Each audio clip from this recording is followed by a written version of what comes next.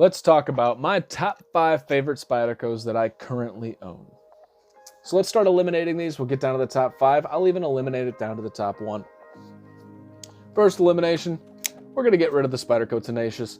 It's not that it's not my favorite. This is the full serrated version. I'm keeping this just because it is a full serrated Tenacious that has been used and there's no point in selling it. I have gotten a lot of use out of it outside and it's worked pretty nice.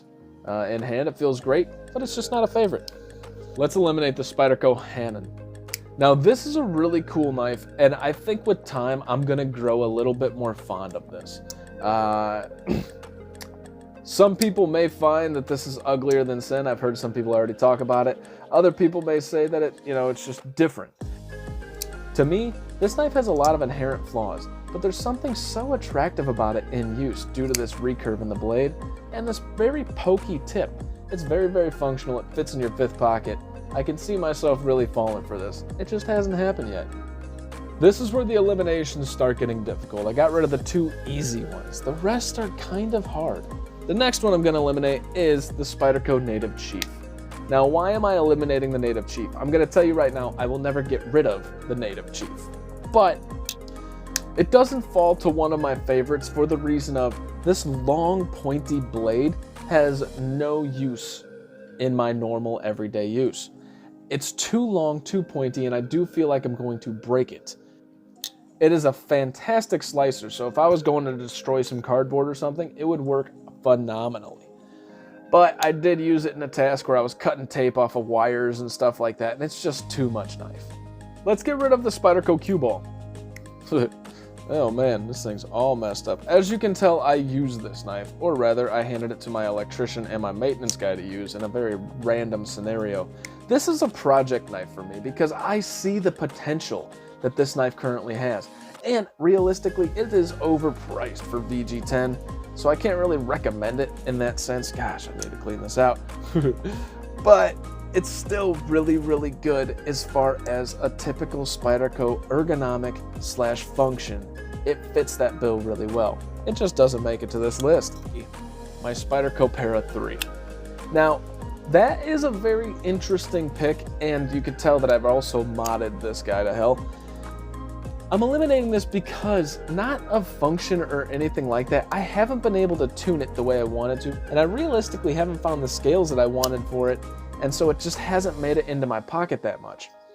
I do appreciate this knife more than the Sage 5, mainly because you can do so many things with it, but it's not in my top 5. Ah, crap, this is where it gets hard, guys, because I'm looking at this and I don't know which one to eliminate to get rid of one so I can get into the top 5. If you had to ask me as of late where this goes, this is going to be kind of surprising. My Spyderco Smock. I love this knife, obviously, and I have no intentions of ever getting rid of it. I'm turning into more of a Spyderco collector than anything. But this just hasn't made it into my pocket as much. I carried it the other day, showed it off, had some people be like, holy crap, that's cool. It's just not one that I'm preferring to carry in the moment. So if you were to ask me what the flavor of Tyler's Month is, I guess this doesn't make it into the top 5. Absolutely love it. It's a fantastic knife, though. So which one gets to the chopping block next? I'm probably going to have to go with my Spyderco Para 2. I love this knife. This will probably be on a list of Spydercos that I absolutely love. It is one of the most functional knives that you can own. But as far as favorites, this is going to get knocked off as number 5.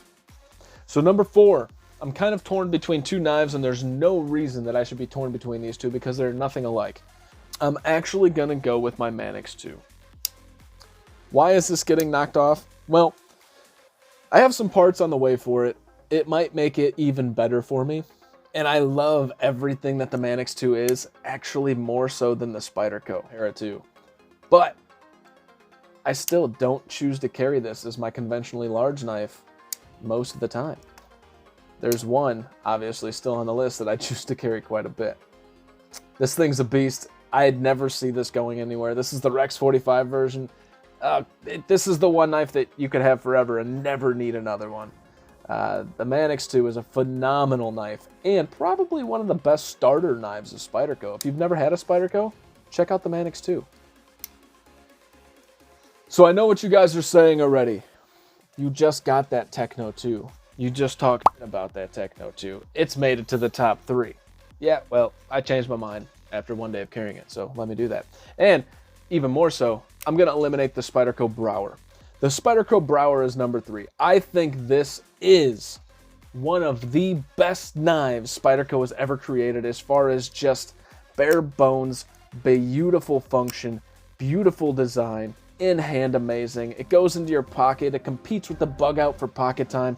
This thing is incredible and it checks all of those boxes. To me, it kind of feels like a Hinderer 3-inch without the sharpening choil. See what I mean? It's obviously different, but there's something about it that in hand, when I'm choked up with this 3-inch Hinderer versus the Brouwer, it feels just kind of like a vanilla Hinderer. And that's the appeal to it for me. It's relatively vanilla, but it's so damn functional. It's such a good blade. It's so narrow, and in hand, it's just a beautiful carry. And it's just unfortunate. I think they discontinued these. This is another one I have no intentions of getting rid of, ever. I'm like a Spyderco hoarder, apparently.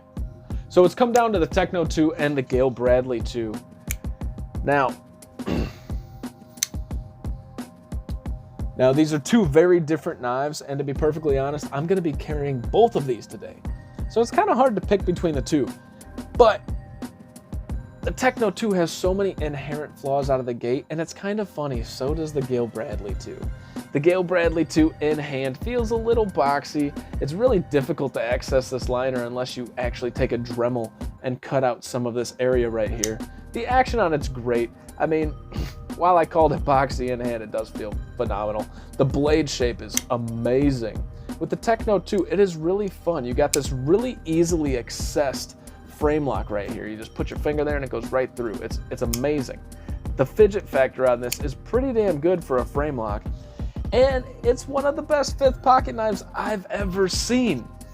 The pocket clip on this is freaking ridiculous. It should not be squared off. I actually have one coming in thanks to, damn it, I forgot who told me, but there was somebody in the comments that told me to check out Rip's Garage Tech. I went there and I tried to get the green one. They didn't have it, but I messaged him and he said he can anno the Stonewash contoured titanium scale. So they have a titanium scale that's going to replace this wire pocket clip, and it's not going to come up like this. It's going to sit flat. And I'm so excited for that because that's going to make this knife so much better in hand. In hand, that pocket clip is just digging at your palm. Just digging. Not that this small knife is going to go through that much, but it's just nice, right? This is the only Spyderco that I've known that comes with green standoff, so I'm getting a green pocket clip to go with it. So which one of these is my favorite over the other? Well, the Techno 2 is off the table, and the Spyderco Gayle Bradley 2 is my current favorite Spyderco knife. I think this is one of those that's so classy. It's like a mixture of Spyderco and contemporary style, to the point of it doesn't look as goofy as most, but it still retains the qualities that the goofy ones have due to their ergonomic nature as such. This kind of fits all into that category. And this blade is awesome, this hollow grind is amazing, the action is just fine. It's a dream to carry. I actually have some scales on the way. Carbidized, go check him out on Instagram as well. Carbidized is phenomenal, great pricing, great dude to deal with. If you guys need any pointers there or how to get in touch with him, let me know, I'll get you in touch with him. He's phenomenal and he's got a ton of different scales. So I'm actually going to be changing these out with some brown burlap micarta that I'm going to oil them up right away because they get this nice dark look to them. It's going to look classy. I really don't like this carbon fiber G10. Tomorrow I'm going to be trying to do my top 5 favorite Spydercos that I do not own. So there'll be a lot of pictures. I may not even have one or have had one. There's just ones that in your mind you're like, I really, really want this. And that might make it to the list. There's 1 or 2 on there that I'm like, yep, I want that.